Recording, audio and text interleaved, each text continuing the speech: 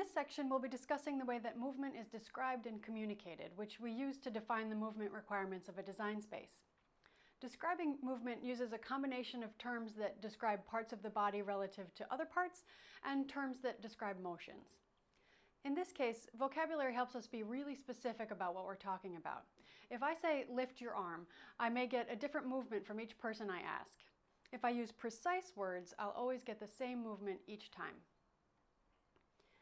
In most cases when describing movement, we usually start from the anatomical position, which is the baseline or reference point.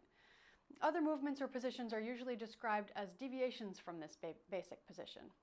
Remember that the anatomical position is basically a straight body position, but it's important to remember that the palms face forward. Relative to the anatomical position, we use 3 planes and 3 axes to divide up the body, as you can see here. I find it useful to think of axes as spears or rods passing through the body, as if the person were a foosball player, but in more directions. Each axis will always point the same way, but it can pass through any joint of the body. For instance, the transverse axis will always go side to side, but it could go through the neck like Frankenstein, through the waist like a foosball player, or through the knee or the ankle or any other joint. I find it useful to think of the planes of the body as pieces of paper that I could draw on. For example, if this person shakes their head no, and their nose were a pencil, they would draw an arc on a piece of paper in the same orientation as the transverse plane. If they bent down to touch their toes, their nose would draw an arc on a piece of paper in the same orientation as the sagittal plane. All movements happen within a plane and about an axis, and the axes and planes rotate with the body. For example, the medial axis would point straight up if you were lying on your back. If you do the YMCA dance, your shoulder movements are happening in the frontal plane and about the medial axis. If the letters your arms are making were on a piece of paper, they would be in the same orientation as the frontal plane. And if you imagine the shoulder pierced by a pole in the same orientation as the medial axis, the arm can still do the YMCA. If the pole were in the orientation of the transverse or longitudinal axis, it would be stuck and it couldn't do that movement.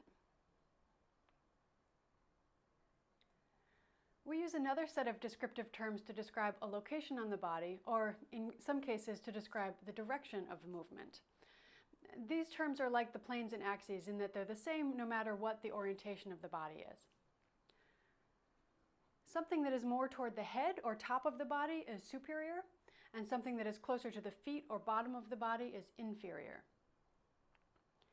Something that is more towards the midline of the body is medial, and away from the midline is lateral. Something that's more toward the midpoint of the body is proximal, and away from the midpoint is distal. These two can be confusing. Try to remember that medial and lateral divide the body by a line down the middle. Proximal and distal consider the body more like a star, with all of the limbs radiating out from the midpoint. Something that's more towards the front of the body is anterior, and something that's more towards the back is posterior. Ventral and dorsal are also used to describe this relationship.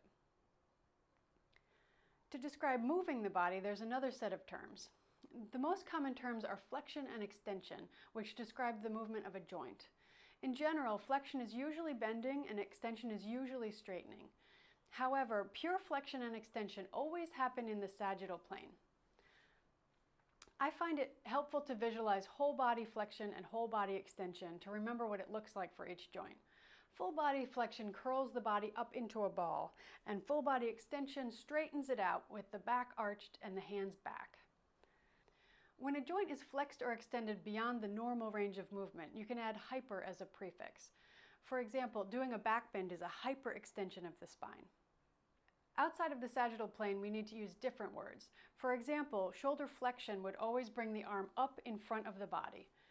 To describe bringing it away from the body to the side, we'd use the word abduction, which means separating or moving away from the body. The reverse is adduction, bringing something together or close to the body. The same words are used for smaller parts, like separating the fingers. If you remember back to the anatomical position, each body part is in a specific orientation. For example, the palms face forward. To describe other positions, sometimes we need to change that orientation about the limb axis. When a limb turns without moving the far end of the limb around, it's called rotation. This is different from a rotating movement that does move the limb around, which is called circumduction. One way to remember the difference is that rotation is the movement that a drill makes, and circumduction makes a cone shape.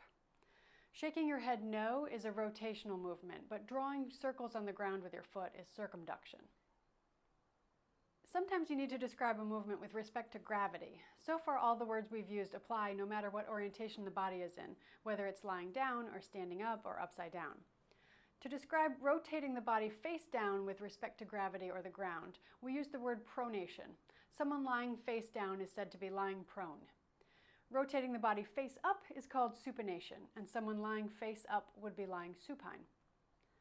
The same applies to smaller body parts. Rotating the hand palm down is pronation, rotating it palm up is supination. Finally, since the shoulder is such a complicated joint, there are a few special words used to describe the movement of the shoulder specifically. Pulling the shoulders back in military posture is called retraction. Pulling them the opposite way, forward into a slump, is called protraction. Shrugging upwards is called elevation, and the opposite movement downwards toward the floor is called depression. Finally, when the arms are lifted over the head, the scapula are pulled up and out, and the movement is called upward rotation.